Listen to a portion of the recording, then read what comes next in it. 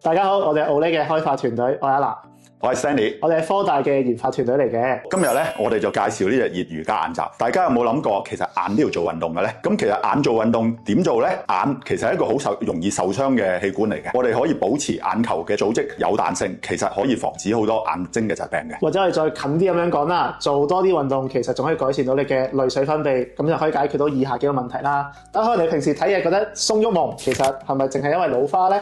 甚至乎可能你有陣時係咁流眼水，其實都係眼光嘅問題。就或者你發現滴極眼嘅水，隻眼點都係敏感，呢啲其實都可以用熱瑜伽嘅方式去解決嘅。咁我哋嘅眼罩咧就會有個專利嘅技術，就叫做熱瑜伽嘅方法啦。咁我哋嘅眼罩咧，其實個設計上邊咧，可以做到咧喺你眼前嗰個氣壓同埋溫度咧，可以一個調節嘅變化。咁我哋就令到你本身眼球有一個刺激嘅作用啦，喺一個負壓嘅情況底下，會有少少嘅喐動，可以刺激你嘅眼球嘅放鬆啦，同埋血液循環會比較上旺盛少少嘅。因為呢個熱敷嘅作用咧，都可以令到你嘅淚水嘅分泌會調整得比較好嘅。咁我哋再詳細講少少啦。其實淚水咧，我哋有分3層嘅。咁我哋有第一層嘅黏膜啦，第二層嘅水啦，同埋第三層嘅油嘅。我哋細個嘅時候隻眼成日唔舒服，我哋話滴眼藥水會解決到，而解決到你嘅唔舒服啦。咁其實好多時候係因為我哋細個嘅眼唔舒服，係因為一啲係外物嘅入侵啦。咁所以加眼藥水洗走佢就可以解決啦。但係當你年紀越嚟越大嘅時候咧，其實水層咧個厚度係差唔多嘅，但係個油脂層咧就越嚟越薄，咁令到淚水咧容易蒸發嘅。呢個過程就令到你隻眼越嚟越乾啦，甚至有陣時會覺得痛或者唔舒服嘅。咁我哋用熱瑜伽嘅方法咧，用咗眼簾上面嘅一啲油脂啦。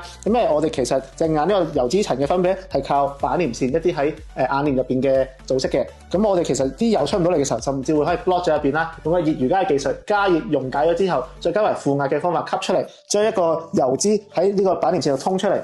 唔單止淨係厚翻我哋呢個淚膜上面嘅油脂層，仲可以令到佢冇再淤塞，更加健康咁去分泌更加多油脂，去解決呢個眼光嘅問題嘅。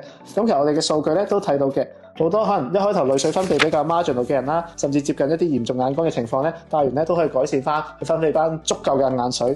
每日戴15分鐘，你都見到其實2個禮拜後咧，無論個淚水嘅鞏固嘅時間會越嚟越長啦，而達到改善眼光嘅狀況嘅。咁我哋除咗解決呢啲咁近嘅問題之外，我哋成日做瑜伽，人都要健康啲啦。隻眼成日做瑜伽都會有一種健康嘅做法，仲可以回復到青春嘅。睇下我哋嘅數據啦，其實只要每個禮拜戴咧，都會見到其實眼嘅反應越嚟越快，有助去解決呢一個組織老化嘅問題，預防我哋會可能發生嘅眼疾。咁我哋呢個過程其實都好安全嘅，我哋戴前戴後其實都唔會喐到眼底，咁又唔需要擔心會唔會話本身隻眼比較脆弱嘅話戴咗會有任何嘅受傷啦。咁其實我哋呢一個技術咧係攞過好多獎同埋去過好多地方講嘅。我哋由2022年咧就開始係一個 James Dyson Award香港區嘅冠軍啦。咁我哋喺2024年咧仲攞咗呢個日內瓦發明銀獎嘅。同年我哋都攞咗呢 Annexus 大中華區嘅冠軍同埋呢個世界頭16強嘅。咁我哋嘅技術其實都受過好多個用家嘅體驗啦，同埋都有好多唔錯嘅回饋嘅。咁大家可能會話：喂，你呢個眼罩同出邊有咩分別？仲要貴過人喎？咁其實我哋嘅分別就好大嘅。出邊嘅眼罩咧會發覺其實咧佢只係吸住你隻眼，現實咧就幫你做面部運動嘅啫。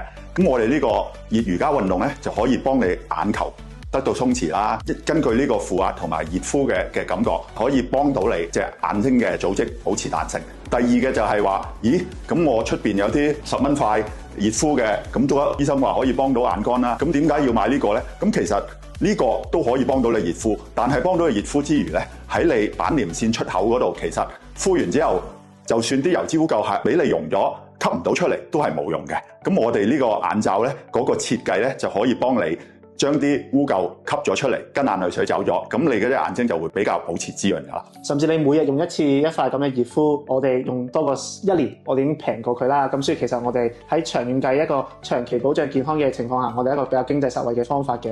咁如果你有興趣咧，就試下我哋嘅眼罩，以一個新嘅角度去保養你隻眼。好，我哋係 Olay Care，我哋嘅熱瑜伽眼罩